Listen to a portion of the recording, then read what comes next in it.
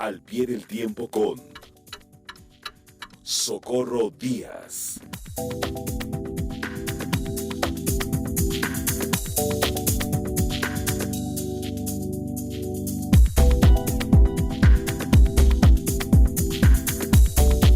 Ay, querida Socorro Díaz, ¿cómo ves esta situación del país en general? ¿Cómo estás tú? Pues Buenas mira, tardes. estoy bien, muchas gracias, aquí en Enfoque y al pie del tiempo, queriendo hablar hoy, Adriana, de leyes y desastres, como es absolutamente obvio. La semana empezó con hechos positivos y negativos, buenos y malos, interesantes en general, y aquí uso el calificativo interesante en el mismo sentido que lo usan los chinos. Cuando le desean a alguien tiempos memorables pero difíciles, dicen, te deseo que vivas tiempos interesantes. Empezaré por una noticia histórica que no pueden borrar ni los desastres naturales ni las tremendas tragedias que estas inundaciones y terremotos han causado. Es un hecho de enorme trascendencia social y avance en materia de derechos humanos que la Suprema Corte de Justicia haya aprobado por unanimidad de votos la despenalización del aborto. Es un hecho histórico con un alto grado de conflicto y polémica. Pero con esta decisión se obliga a los gobiernos de 28 de las 32 entidades federativas a quitar de sus códigos la pena de cárcel para las mujeres que decidan interrumpir su embarazo de manera voluntaria, sin importar ya si este fue producto de un acto voluntario o de una violación. Es trascendente en términos jurídicos y en términos prácticos. Al despenalizar el aborto, los integrantes del Poder Judicial reconocen a las mujeres mexicanas el derecho a ejercer su libertad de conciencia, que es la piedra angular de todas las otras libertades, las de expresión, de reunión, de manifestación, de opción sexual, de prensa, de profesión, empleo, etcétera. Rompen así con el viejo principio del derecho romano, que ha considerado a lo largo de siglos a la mujer imbecilitus sexus, esto es, sexo incapaz de decidir. No creo que ninguna mujer decida abortar por gusto o por placer. Debe ser, como seguramente es, una decisión muy difícil, dictada simple y llanamente por circunstancias personales y específicas. El reconocimiento al ejercicio de esa libertad hace que los integrantes del más alto tribunal del país honren el poder que tienen, el principio de separación de poderes y ubiquen a México como uno de los países que respeta los derechos humanos y las libertades fundamentales de las mujeres. Junto con ellos están las luchas de miles de mujeres que han batallado por esto a lo largo de décadas. En términos prácticos, sacan al país del atraso que se venía observando en materia de respeto a las mujeres y sus derechos. Desde el siglo XIX, cabe recordarlo, México estableció en su texto constitucional el principio del Estado laico. Pero, ironías de la vida, mientras otros países como Argentina ya despenalizaron el aborto desde hace meses, pese a que sus dictaduras sucesivas mantuvieron hasta finales del siglo XX la definición constitucional de Argentina como Estado católico, aquí, con un texto que manda la separación entre el Estado y las iglesias, aumentó la persecución de las mujeres por ejercer su libertad de conciencia. Y vale la pregunta, ¿por qué creció el número de congresos estatales que en México penalizaron con máximo rigor a las mujeres que no querían seguir con un proceso de gestación? ¿Por qué?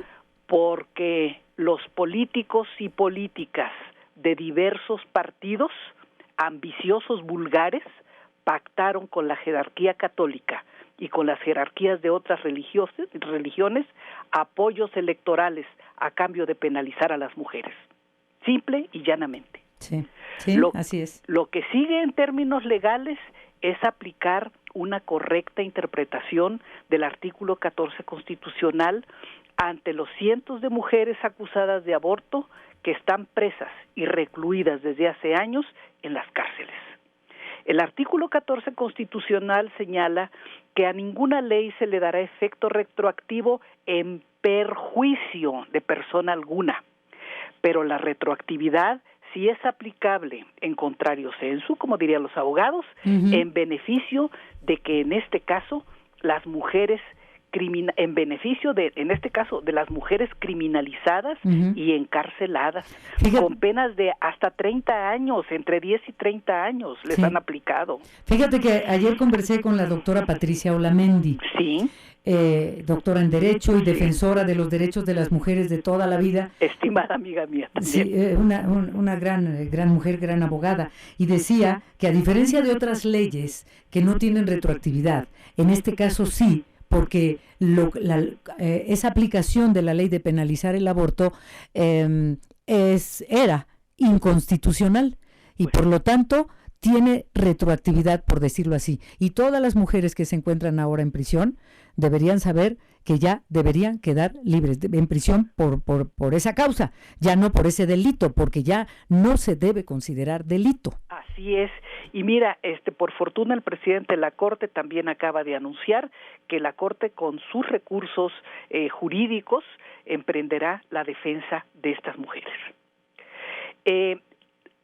Los enemigos de la libertad de conciencia de las mujeres están obligados también a respetar la ley, recordando ellos sobre todo una máxima de Santo Tomás de Aquino, teólogo y llamado padre de la Iglesia, quien dijo, cito, la moral es personal y a cada uno obliga, mientras la ley es general y a todos obligan. No quieran convertir su personal y respetable moral en leyes que obliguen a todos, y a todas en este caso. Este hecho tan importante e inesperado ha sido disminuido en términos noticiosos, Adriana, pues por los desastres naturales. El temblor que sacudió el martes por la noche a la Ciudad de México, Guerrero, Morelos, Puebla, Michoacán, entre otras entidades, con epicentro a 11 kilómetros del puerto de Acapulco, causó alarma y pánico. Y me temo que en Guerrero los daños sean mayores, como se está viendo a los reportados en forma inicial. Me parece bien que el gobernador del estado, Astudillo, haya hecho hace un rato anunciado la declaratoria de emergencia para la entidad. Porque de acuerdo a las informaciones que existen, hay 10 hospitales atendiendo enfermos en estacionamientos, porque tienen daños y hay que revisarlos a fondo. Cientos de casas dañadas en unidades habitacionales, sobre todo en Acapulco y Chilpancingo. Daños en hoteles, plazas comerciales, edificios públicos. Los accesos carreteros registran 45 derrumbes y algo fundamental, alrededor de 1 millón de personas carecen de agua potable. Este es un hecho muy delicado. Aparte de pedir apoyo para los damnificados, la alcaldesa de Acapulco ha solicitado al gobierno federal también que se declare Acapulco zona de desastre y se envíen ingenieros especializados en estructuras para que hagan dictámenes técnicos que permitan tomar medidas de seguridad en infraestructura urbana y en edificios. Esto es básico para prevenir y para evitar mayores daños. Pero ese desastre por el terremoto ha sido desplazado en el mundo de las noticias. El factor cercanía, pues es un factor básico para la información por los desastres de las inundaciones que golpean a zonas del Valle de México, con Ecatepec y Acolman a la cabeza.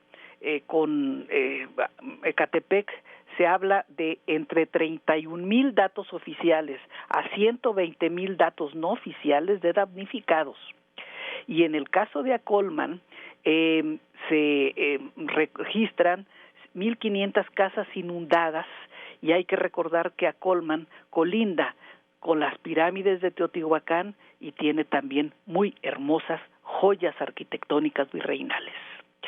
Y las lluvias, ojo, Ina, Y las lluvias torrenciales han puesto al estado de Hidalgo en situación de enorme riesgo con los desbordamientos del río Tula y de 2 presas que han obligado a desalojar a miles de habitantes de Tula con todo y refinería, de Izmiquilpan y de Tepeji del Río a la cabeza, más 7 municipios más ubicados en el Valle del Mezquital. Hay, se dice, 30,000 viviendas afectadas según datos oficiales. Ante desastres naturales de este tamaño, el principio rector es salvar vidas y tener presentes que esas vidas salvadas requieren apoyos del gobierno para mantenerse mientras la tormenta pasa y se amansan los caminos.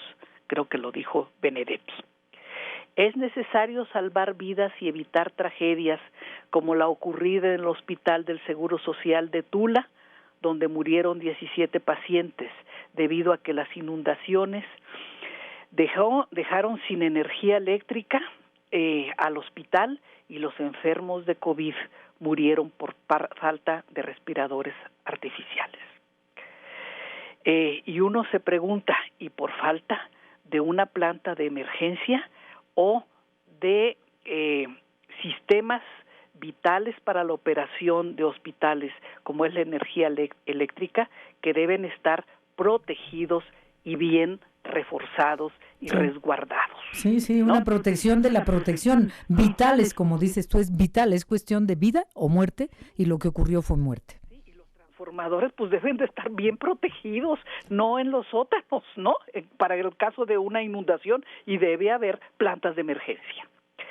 En fin, Adriana, yo termino con esto y digo que hemos vivido en estos días tiempos alentadores en un campo legal de largas luchas y muy difíciles ante los desastres naturales que en muchos casos, como los terremotos, las trombas, las